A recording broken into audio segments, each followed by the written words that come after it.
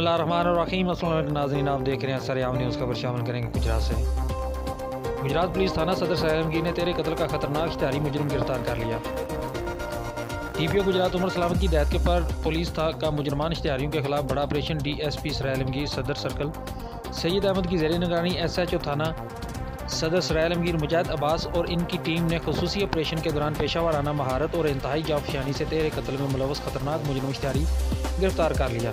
मुजरिम इश्तिहारी सफियान वल्द बाकर अली साकन जाल फराने वाली ज़िला सियालकोट ने साथियों के हमरा 6 माह कबल अदालत पेशी से वापसी पर अपने मुखालिफ फरीक के 3 अफराद को फायरिंग करके कत्ल कर दिया था।